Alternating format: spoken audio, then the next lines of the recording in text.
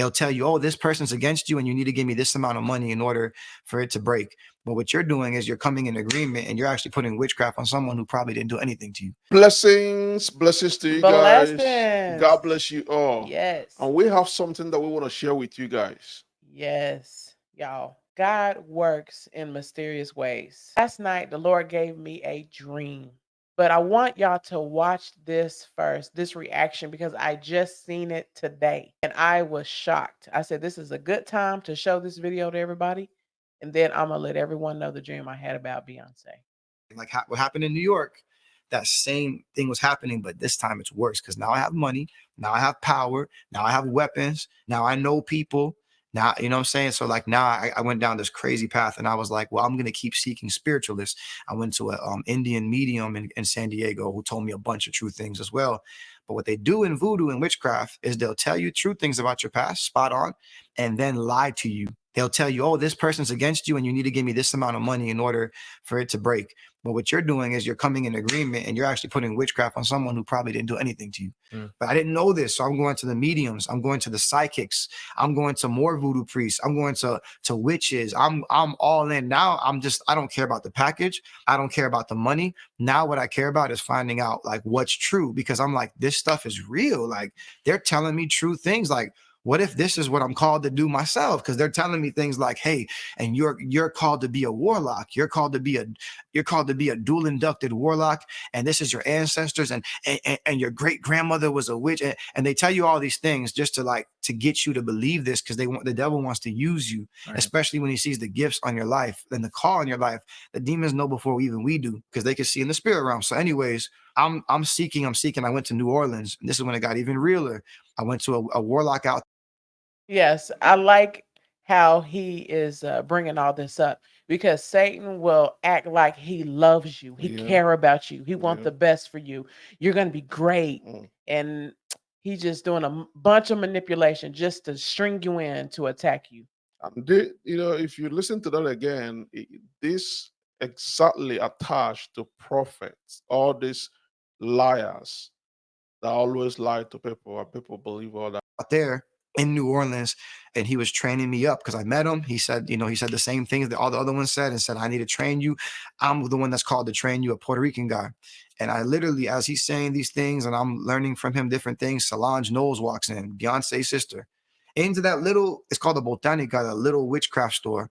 Solange Knowles, Beyoncé's sister, walks in with her boyfriend, and I'm like, is this a dream? And is this Solange Knowles? He's like, yeah, she comes here regularly. We do rituals for her and her family. And I'm just like, what? Like the Knowles? Like, yeah, man, this is real. And she's buying product and paying for rituals. And I'm like, this might be my call. This might be my purpose. This might be it. Because again, I'm seeking the purpose of life. That's the root to all this. What's the purpose of life? So as I'm learning all these things, I'm like, okay, well, I'm going to Haiti and I'm going to Puerto Rico. They told me I had to go to a cemetery, and I had to be in a cemetery for 2 weeks in each island. And I had to like literally do dances and rituals. And they said they were going to like literally torture you, like whip you. And you got to go through the process in order to become a warlock. And wow. Did you hear that? Now my first time hearing that. They have to whip you and torture you. Yeah, you have to go through the process. You have to just be, so that they really want to do all that so they can take your soul away. That means you don't have a heart no more. You just want to hurt anybody, because at that point you are now working for the devil. Yeah, it's like you willing to hurt. You willing to hurt yourself just to rise, man. Yeah. But yeah, let's get to the nitty of the gritty. He's seen Solange Knowles, Beyoncé's sister, at a voodoo store. Yeah. And she shopped there regularly with her boyfriend, and they do rituals for the family. Wow. Wow. Wow. My thing is that she was so proud to go in there and buy voodoo stuff. She wasn't hiding it. She wasn't ashamed of it. She didn't tell her assistant to buy it. She came in there herself without hiding her face. Because they're used to it. But people are not seeing that anyone, hey, whether you like it or not, this is my belief. If you are a pastor or ordinary person doing witchcraft, you don't have no feelings no more. Your conscience is gone. You don't care how people feel. You don't care if they are crying. No. Because look at what, if you listen to what he said, they will lie to you that this person is hurting you. This person is in your family is after your life. This person is about to destroy you. Then you bring this amount so that they can do something to backfire, then you are hurting somebody that did nothing to you. Mm, Do you hear that?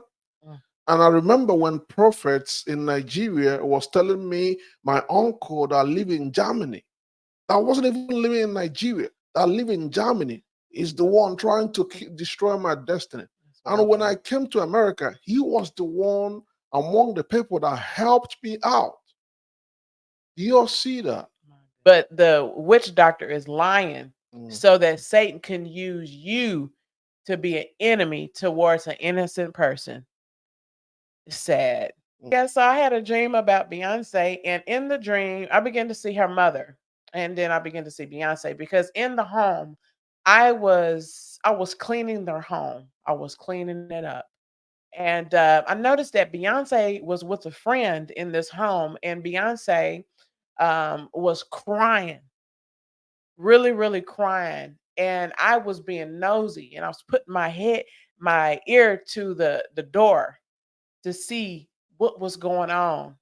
And I overheard her telling her friend as she was crying hard, saying, I hate what my dad did to me in the past. I can't get it out of my mind. I hate what he did to me in the past. It hurts. It hurts.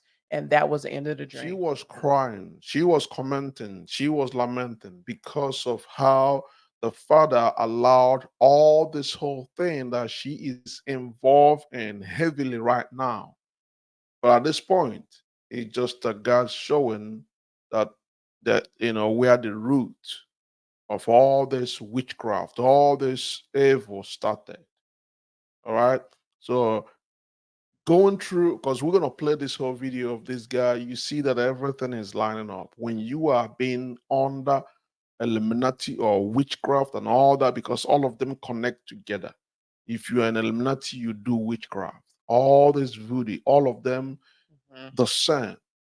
So I don't even know why she's acting in the dream like she's feeling bad about it. Only if you need to feel bad, just go and repent, seek the Lord and Savior Jesus Christ, and He will show you mercy. That's the only way that I believe. Yeah. For me, I know that a lot of people do focus on the mother. The mother, you know. So we also need to focus on the daddy. The Mhm. daddy, both of them train these young girls Yep, how to get in all of this mess. yep. Just putting my little opinions on it and hope for Beyonce. When I seen the dream too, I was like, wow, she's crying, she's emotional. You know what I'm saying? So I'm like, is it something in her in real life, that is saying, wow, people are waking up against me. They know that I'm involved in this witchcraft. They're saying it's wrong. And she probably was like, I didn't know it was wrong. My parents put me in this. Yeah, because Now she knows it's wrong because yeah, people are complaining. yeah. 'Cause Mhm. at that age, you're not gonna be able to design or say anything. This Right. is your parents. You believe this is the right thing. Uh, mm. Now people are doing videos against her.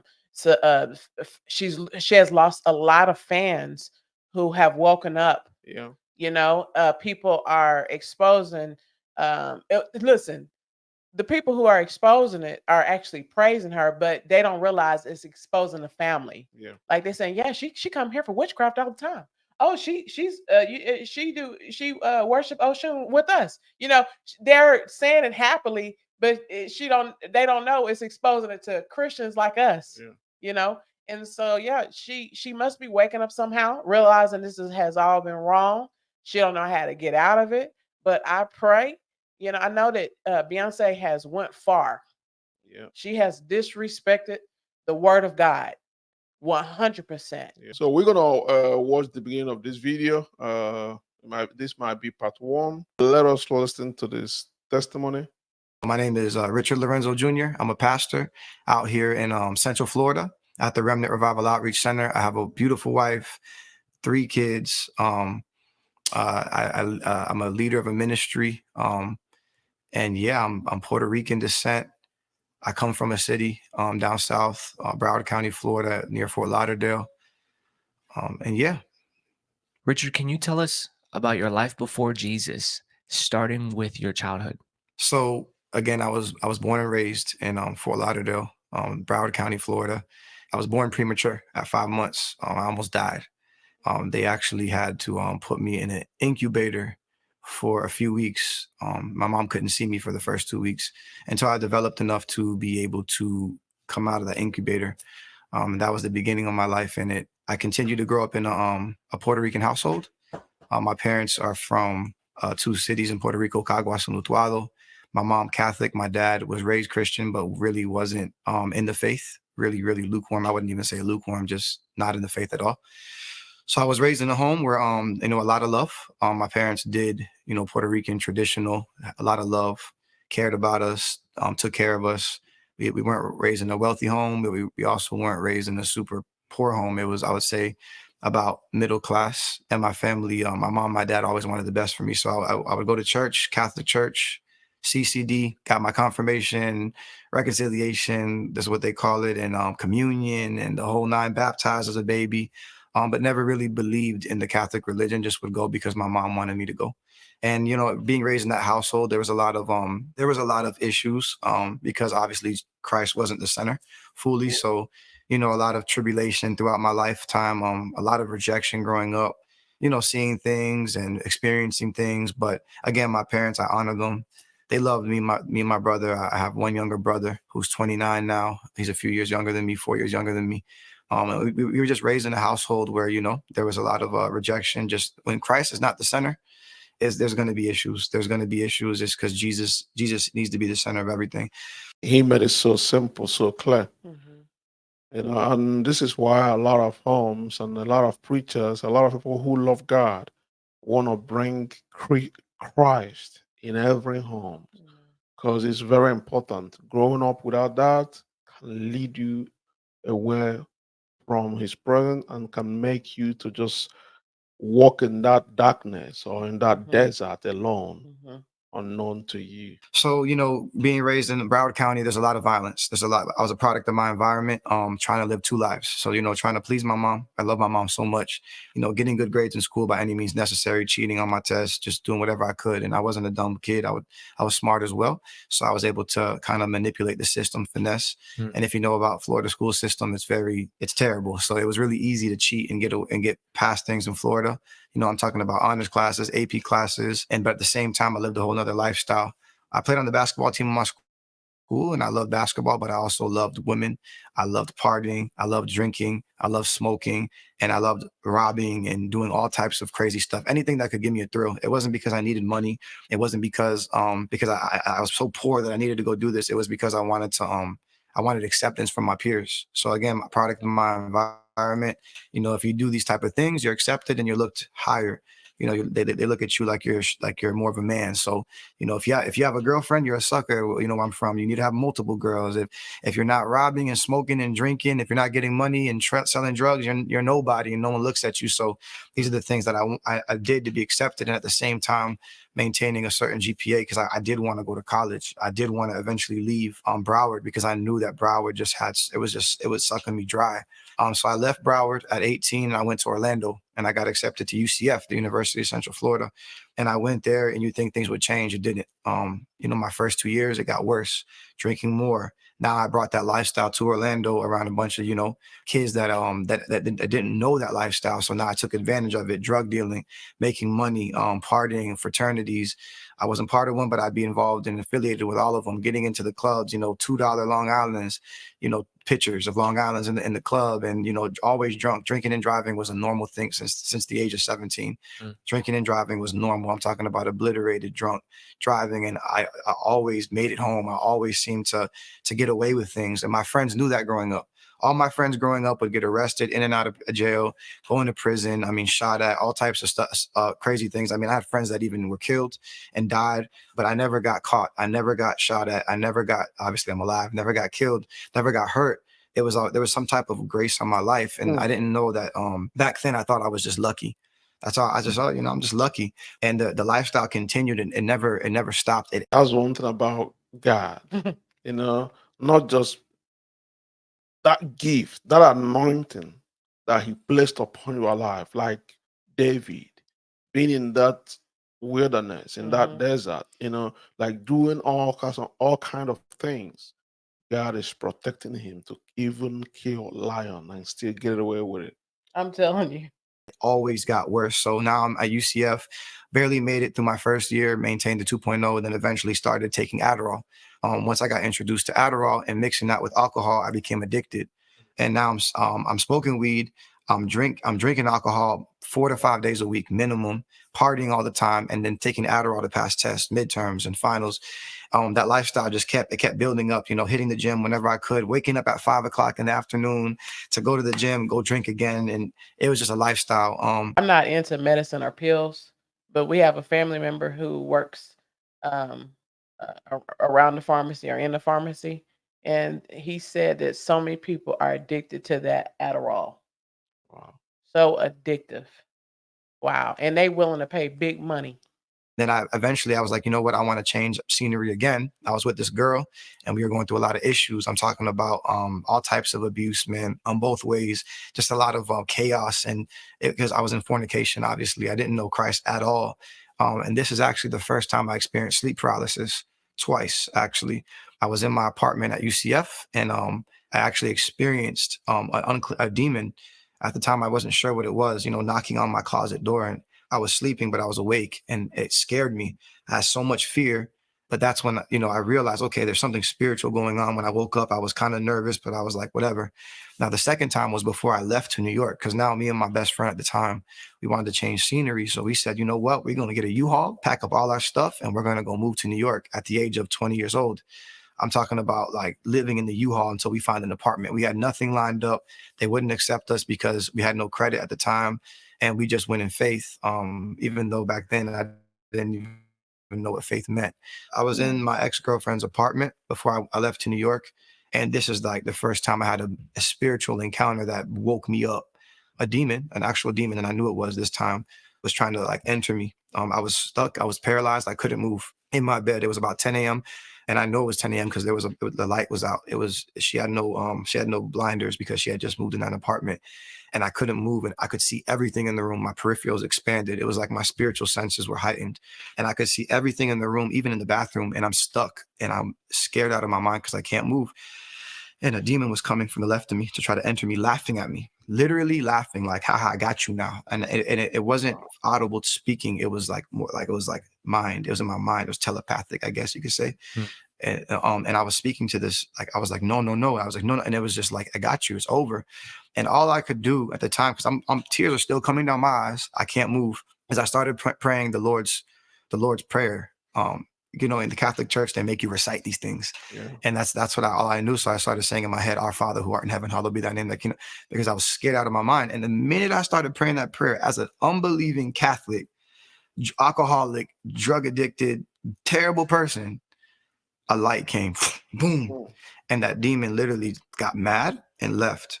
And I remember having a conversation with this light for about 20 minutes about how I need to change my life, how you need to stop, that the consequences of the things that I'm doing, there's consequences, and that's why these things are happening. And then I remember I went back to sleep and woke up weeping, crying, telling, you know, my ex, like, did you not see what just happened? She's like, what? I was sleeping. You didn't, and, you know, and I'm freaking out. And I'm like, did you do this to me? I'm like, because you were to the left of me. And I'm thinking all this crazy stuff. And I just was like, I got to get out of here. I got to go to New York. And again, you think it would stop. It didn't.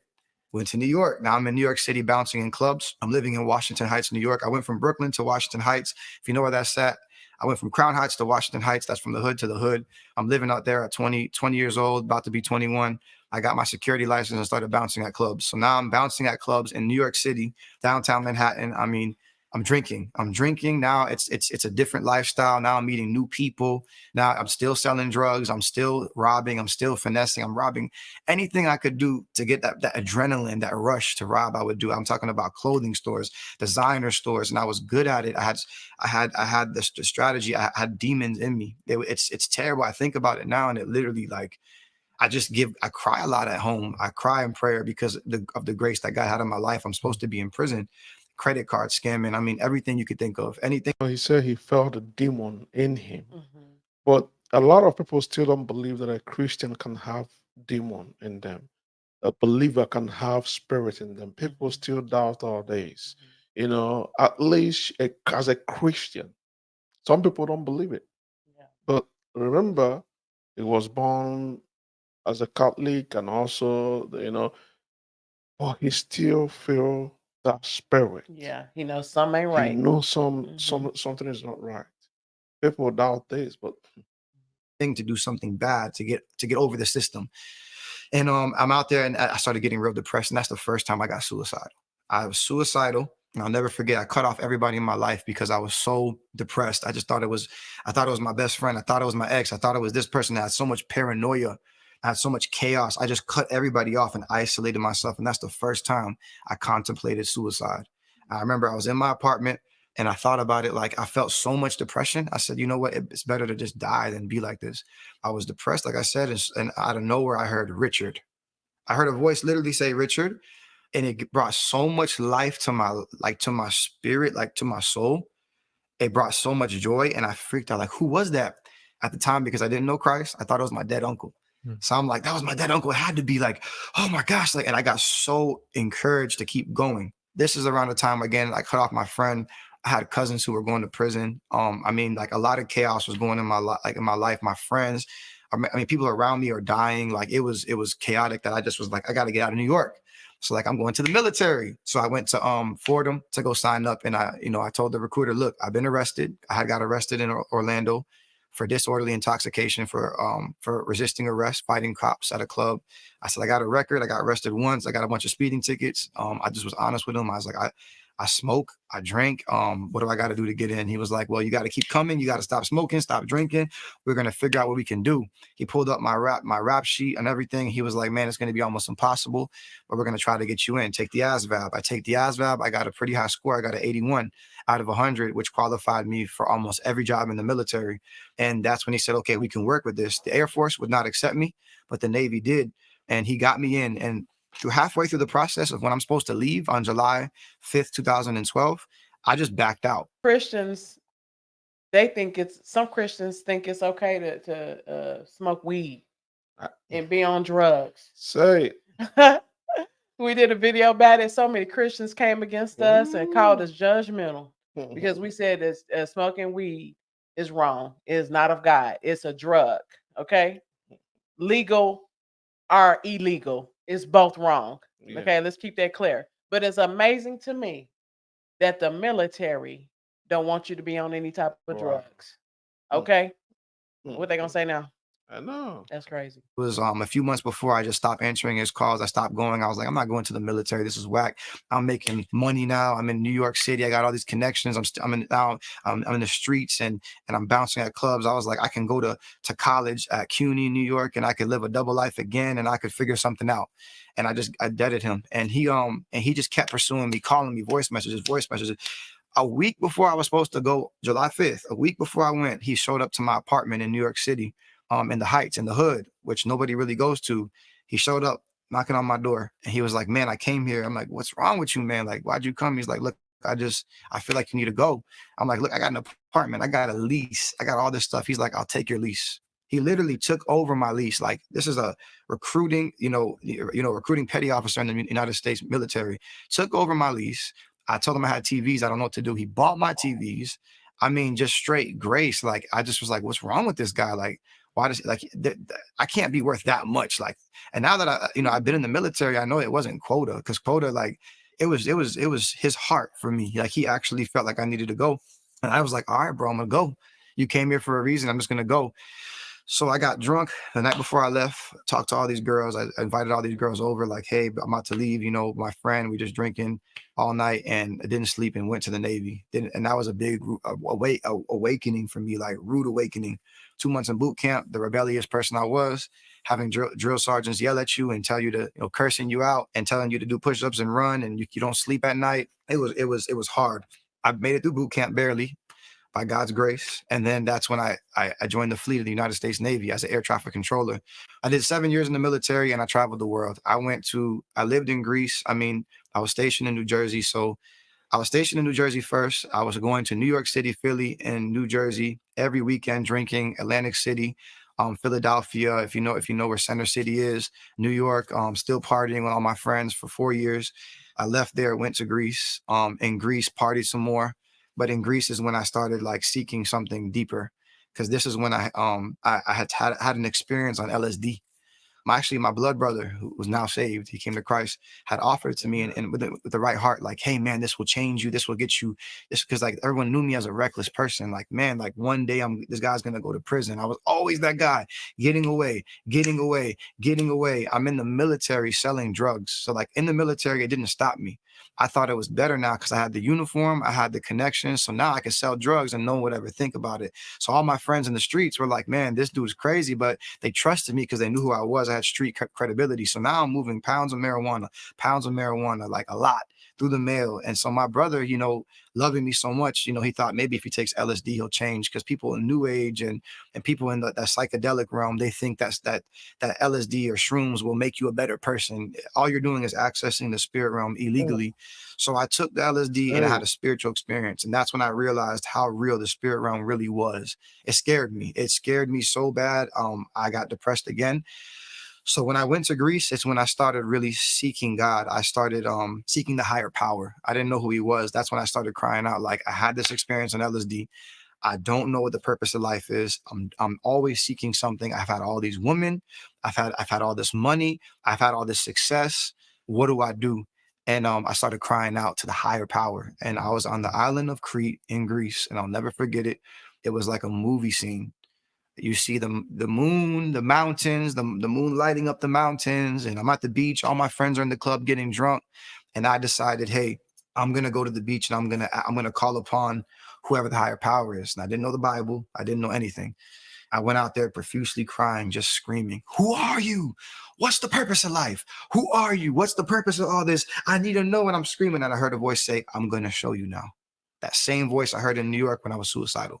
And again, I freaked out. Like, did I really just hear that? What's going on? And I just stopped and I paused and I was just meditating on it. Like, what did I just hear? Am I tripping? And when my friends came out of the club, drunk, I told them, and they were like, bro, you're tripping, man. You need a drink. Just get out, get over it. What's wrong with you, bro? Wow.